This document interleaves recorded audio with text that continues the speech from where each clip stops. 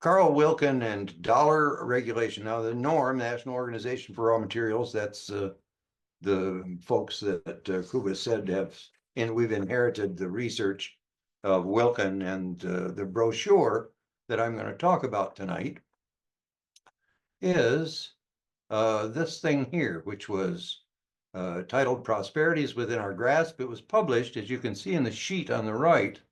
This was the masthead sheet of the publication, came out January 2nd, 1941.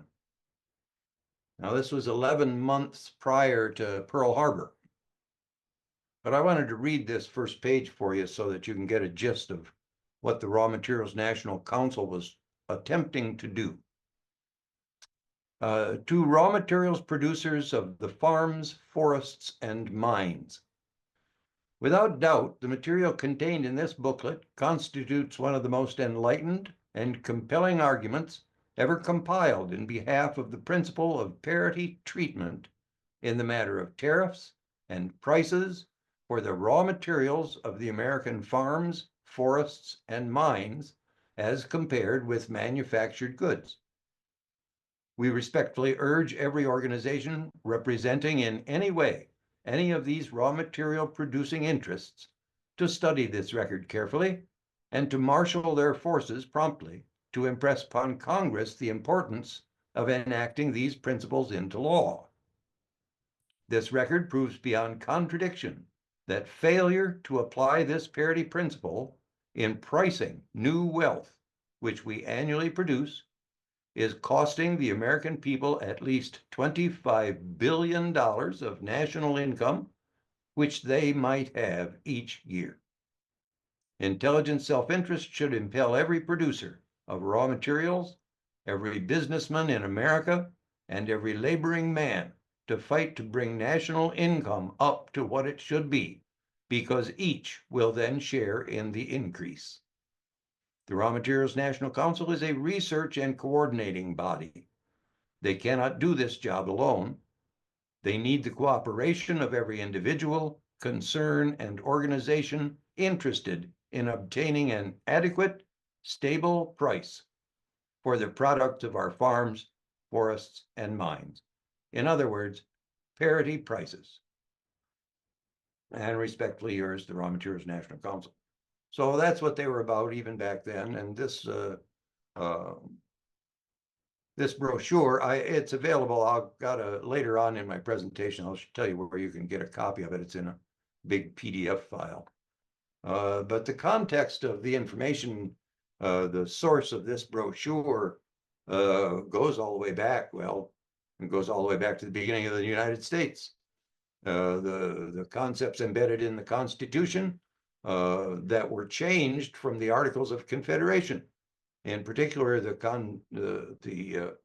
treatment of money, whether the states would have the money power or whether the money power was to be transferred, as it is in the Constitution, into the federal level of government, which is what happened. So it goes all the way back to there.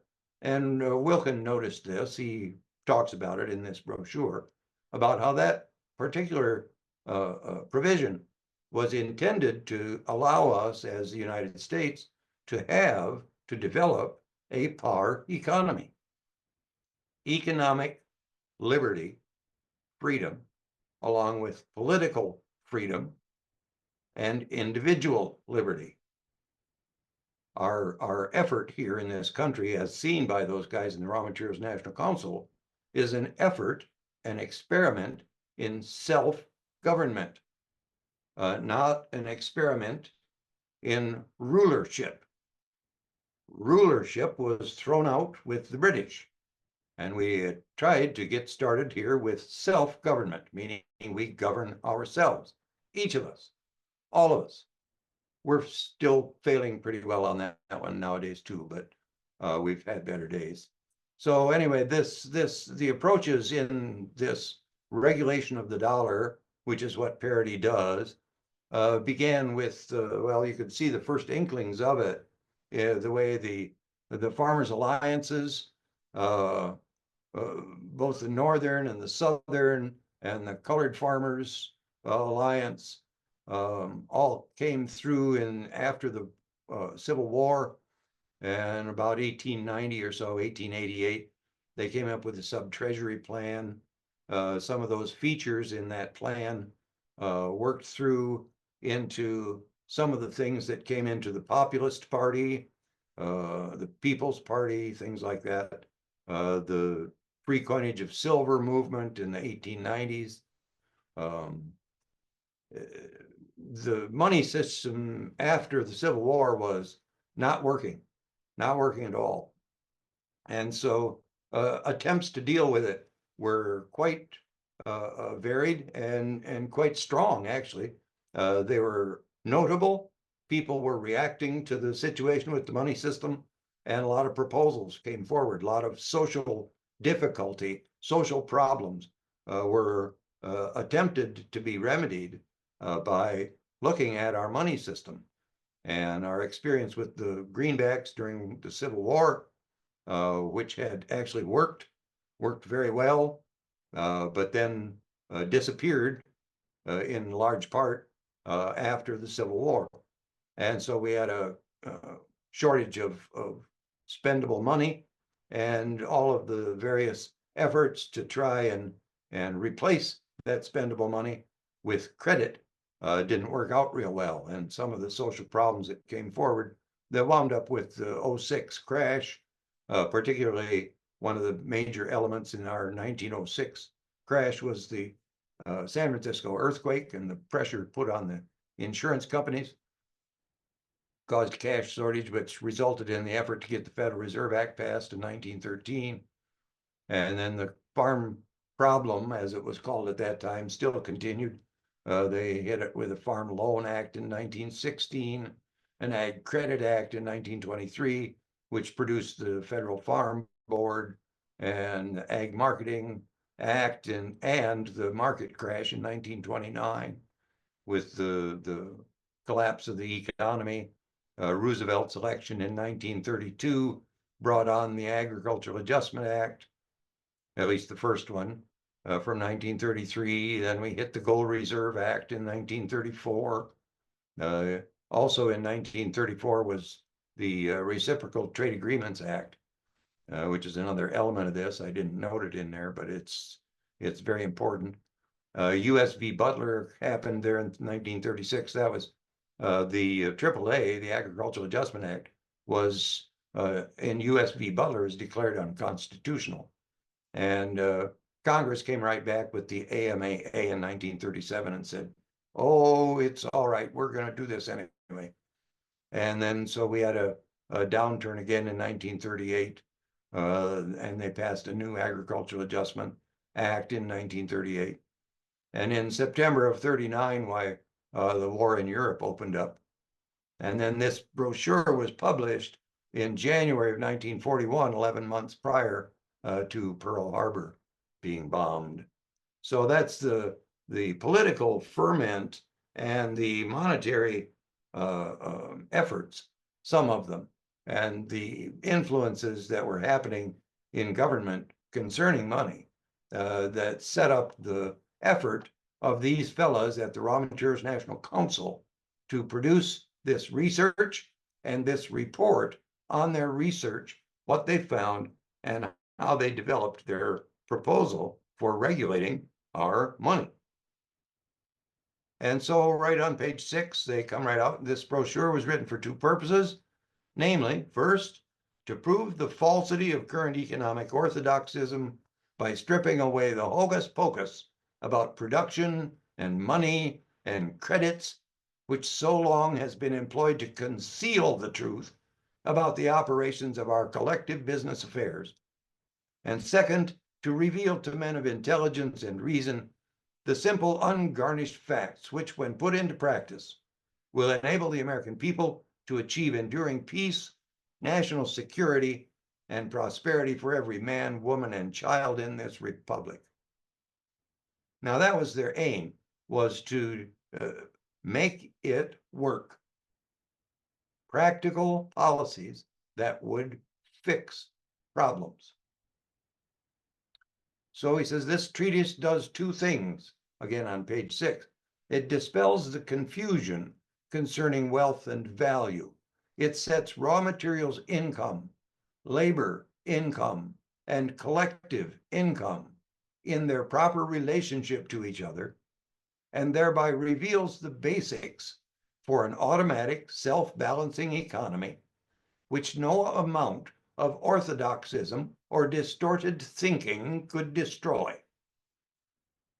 Now, what he meant here by collective income, this piece up here is, he was talking about the national income, because the raw materials income and the labor income they work together to produce the collective income. Now, this research, this is my writing here, this presentation that I'm delivering here tonight is about, I've tried to sum it up here to begin with, so you know what I'm going to talk about. This research observed relationships in our physical economy, the real economy, as it operated in those days. This is 80 years ago now, 83 years ago. Human needs have not materially changed since those times. Today, our real economy is nearing total eclipse under our financial economy. Finance cannot plant or harvest a crop, generate or distribute electricity, or educate the next generation. Humans serving humans do these things. Over the last 110 years, we have allowed our money to be gradually replaced with promissory notes, regulated, if at all, by the private interests of the credit industry. We need to reassert the Constitution, Article 1, Section 8, Clause 5, in which we, the people, delegated to Congress the power to regulate the value thereof and of foreign coin. By re-examining our economy and relearning the soundness of those regulatory methods from 83 years ago, we can pursue an option for economic recovery in our best cooperative interests. Now here these items on the next 3 slides are not covered explicitly in this fashion in this brochure, but I'm going to lay them out here because this is where I come from. This is where the Raw Materials National Council would have come from if they had wanted to write these down. If you pursue this analysis far enough, you will find these true. So our definitions are wealth, all property used for human consumption. It has real intrinsic value. The key item about wealth is wealth rots. It rusts. It deteriorates. It has entropy as its guiding principle. Sadi talked about this. Capital is all property used or available for use, machines, facilities, in producing and distributing wealth. Money is not wealth, but property held in abeyance. It represents wealth owed the individual by the community, eliminating the necessity of direct barter of services. And that is the point to money.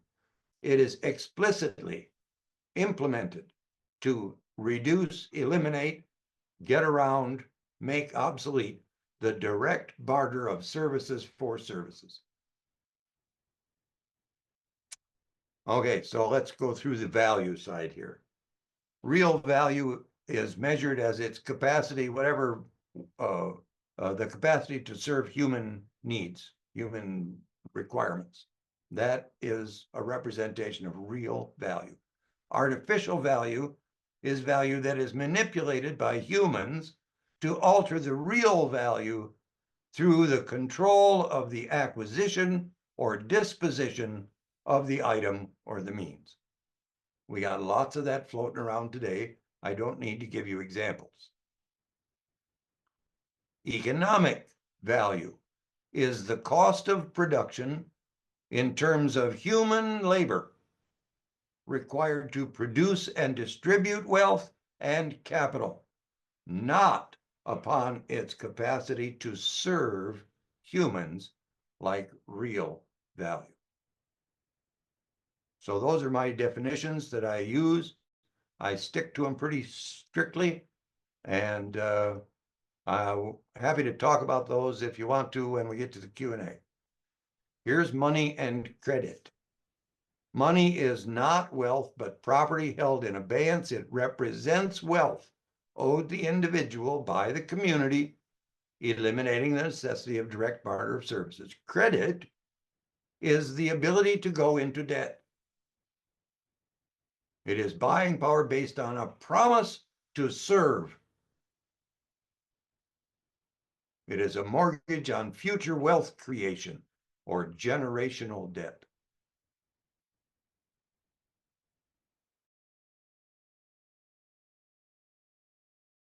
Distinguished once they are in circulation.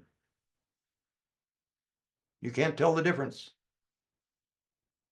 Credit leaves a continually growing residue of obligation to pay interest to the private issuer of the credit. Money settles debt completely and immediately by the authority of the community, the issuer of the money. So again, we can talk about that at the end if you'd like. Now, principles, guiding principles, some of these may sound a little odd or far away, but I find them extremely valuable, and I notice how they are active in the universe around me. No one may profit at the expense of another. Everyone must compensate fully for every personal possession they receive and hope to retain. Money is purely human-made and has no value beyond what it represents. And the value in money is created by the time and effort expended upon natural resources in producing wealth and capital, together with the exchange of the services necessary to facilitate that production and distribution. And that is the key to the regulating the value of money in the power economy scheme. So in the brochure itself, one of the things he starts off with is pointing out the difference in the 2 years. He's going to set some basic facts in order here. And so in 1932 was, as most folks refer to it, the depth of the Great Depression in the United States and around the world. 1928, however, was a year considered to be a year of prosperity. And so what he did was he laid up the actual record of our production, agricultural production of both coarse grains and red meat. And so you can see the numbers here. 1928, the production was slightly less in 1932 than it was in 1933 or 1928. So there was slightly less coarse grain production. There was slightly less red meat production in 1932 than in 1928. So because our population had also increased, it's impossible to argue that a surplus caused the prices of farm products to collapse. If we had actually produced a surplus or an overproduction that was dragging down the price of farm products, that is not according to the numbers compiled by the actual experience of the nation. And below it, you can see the income figures. Farm income in 1928 was 11.7 billion. Factory payrolls, 11.4 billion. National income was 82 billion. In 1932, farm income was 5.3 billion. factory payrolls, 5.2 billion, and the national income was only 39 billion. And as he says here, this statement is not theory. The actual record of 2 years of operation of our economy with almost the same physical production. Now you'll see over here on the right, it says income 75% of parity. I just thought I'd pass along here the observation that our latest numbers of parity, just for your information, July, August, September. Yep, July of 2024, our income, at least in the agricultural sector, is at 34% of parity. You should not wonder at this point why our national debt is large and growing. So there's the situation. We suffered a collapse in our economy. The money went away. And we wondered, how did it go away and where did it go? And so the Raw Materials National Council guys come along and start investigating the numbers, the statistical record of the nation, to find out what happened. And this is the solution to what they found. The solution of the agricultural problem is not the complex and highly involved matter that the politicians of all parties and the orthodox economists make it appear to be. On the contrary, it is quite simple. 3 definite and distinct steps are indicated, to wit, number 1, agricultural prices and industrial prices must be brought into balance by basing them on a common index, preferably that of 1926.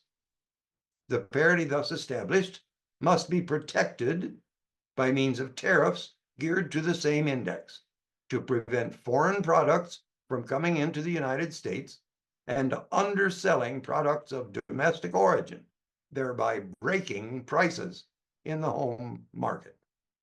3, new industries must be encouraged to consume for non-food and non-fabric purposes any surpluses of agricultural raw materials not needed for human consumption or which cannot be sold in the world markets, and to absorb industrial labor rendered idle by technological improvements in industry. So there's the 3 steps to prosperity. And for the money, he says this parity dissolves hokum about money. The late Arthur Brisbane, who was a journalist out east, I think, was in New York, said many times in his newspaper column today that no one seems to understand money, but I do not see why a nation should have to borrow money, which is a question that's been asked for a long, long time and never has been answered adequately by the money lords. National borrowing in times of emergency, such as pestilence, drought, or other forms of disaster, is necessary and justified. But in normal times, it should not be necessary for the government to go into debt. Under a system of economy whereby prices and tariffs are based on a common index, it is possible to draw from the reservoir. That means the capital reservoir, the money reservoir, money that is not circulating. Draw from the reservoir a supply of money sufficient to provide enough primary bartering power to yield an annual income ample to meet every need of society. When the proper amount of primary bartering power is supplied by the sale of raw materials, the turnover of the capital thus created. Now, in that point, the word capital is not being used like I defined it. The turnover of the capital thus created as it flows through the channels of commerce will yield a sum actually 7 times greater than the sum drawn from the capital reservoir by the sale of agricultural raw materials. What he's talking about there, of course, is the circulation multiplier. How many times does money move from hand to hand before it winds up back in the reservoir? It is possible to operate the national economy with a degree of exactitude comparable with the manner in which a life insurance company is operated, when average production can be determined, when the number of times the raw materials or new wealth dollar will turn over in commerce is known, and the price point at which the maximum volume of goods will exchange is parity, we have a sound formula upon which to base our collective business operation. Under such a formula, there can be no mystery about the functioning of money or the operations of credit. And here's one more definition. Parity simply means giving value to money in the form of goods and commodities, units of wealth, not in giving value to these essential things in terms of money. Parity means balance, equal exchange value, without which one party to a transaction is certain to be shortchanged. And we are all ample evidence of that today. Now, the brochure covers a lot of other items. Page 13 goes into how parity prices are not price fixing. Page 15, he goes through a whole series of points about the international trade situation, tariffs and international trade, how imports displace domestic production, causing a diminished labor turn, thus decreasing our national earnings, and how properly understood and implemented tariffs are not trade measures. They are monetary measures. Nobody in government today, no one understands this. If you think you know someone who does, bring them to me. I would be happy to chat with them. I would like to find someone who does understand it. New industries to use the abundance of our production, covered on page 20. The parity pricing effects on agriculture, labor, and industry are touched on. And then he comes up with the actual text of a proposal for the legislation to implement the program. If you want a further analysis or well, if you want to see the rest of the story around this movement, this effort, that's Charles Walters's Unforgiven is, well, that's how I first discovered this information. Back when the original edition of Unforgiven, which was published in 1971, had a picture of a hand grenade on the cover. And I just wanted to give you, here's some, these are in the brochure. Now I have put the brochure itself into a PDF file. It's quite a sizable PDF file, mostly because of things like this. There are 3 charts that are foldouts in the brochure. And I was going to try to put this brochure back into print. And what I discovered was that nobody today that I was able to talk with was willing to do a fold out in a brochure anymore. But this chart right here is the trade turn chart, was put together, as you can see down in the bottom right-hand corner down here. Copyright, let me see here. It's down in this area. That's 1940, copyright 1940 by Charles B. Ray, industrial engineer, Oak Park, Illinois. And let's see.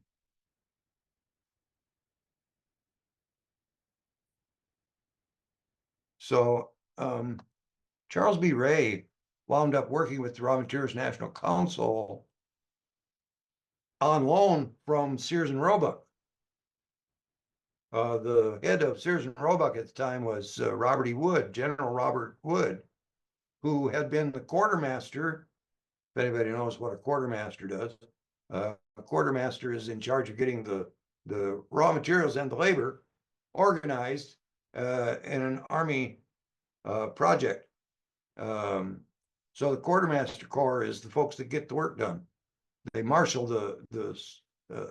both the labor and the materials at the right place, at the right time, in the right quantities, so that things can happen. And Robert E. Wood, General Wood, was the quartermaster on the Panama Canal.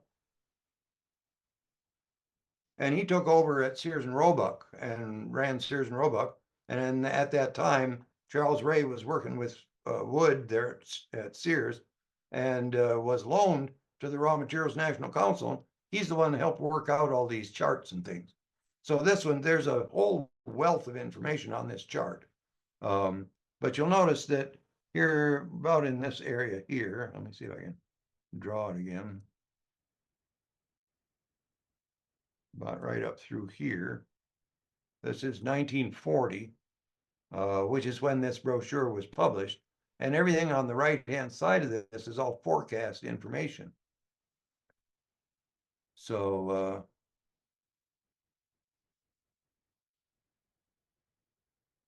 they were going right ahead with their analysis as well as they could. It was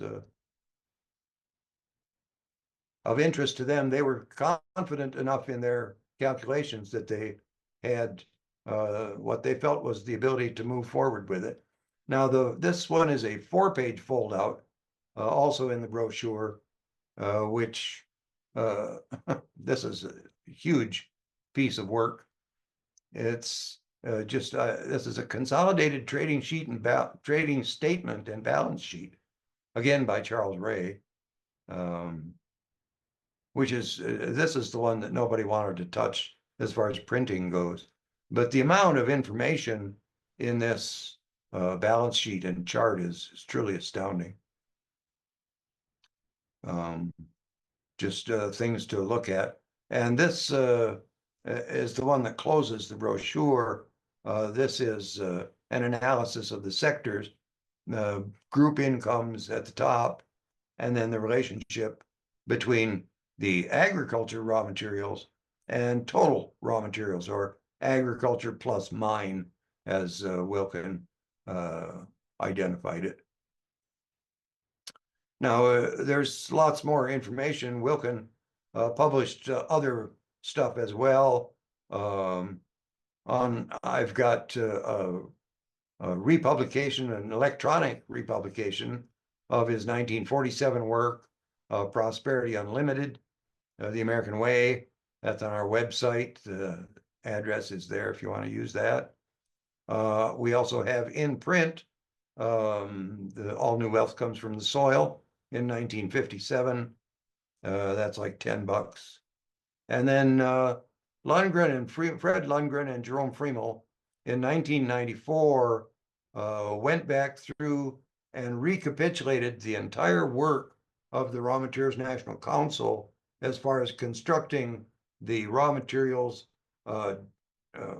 income situation, the gross raw materials income, both agriculture and non-ag, which is minerals, metals, fuels, oil and gas, all that stuff.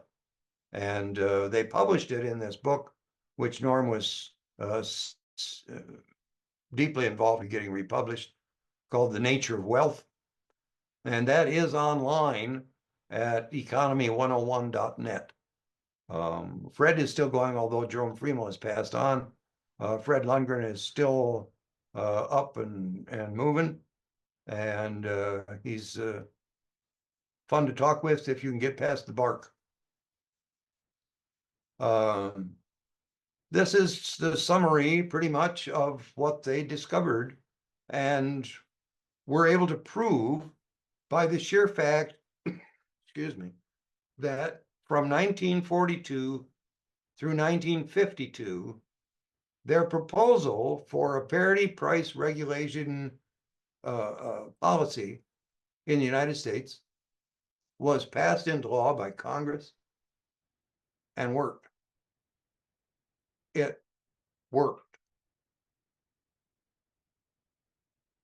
And the point to it is if the price of raw materials at the first point of sale is in balance with the costs of labor and capital in the rest of the economy, you cannot have a depression.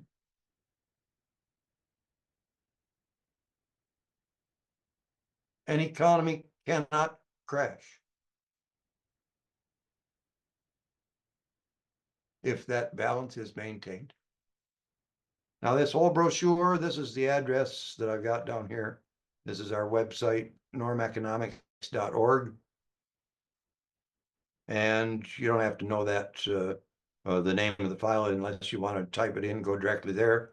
On the upper left corner of the home page is a little menu that if you choose new stuff, I think is what it's called, that'll take you to a page where you can see the current parity price schedule for agriculture.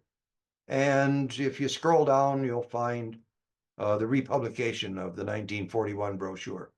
You can get there that way as well.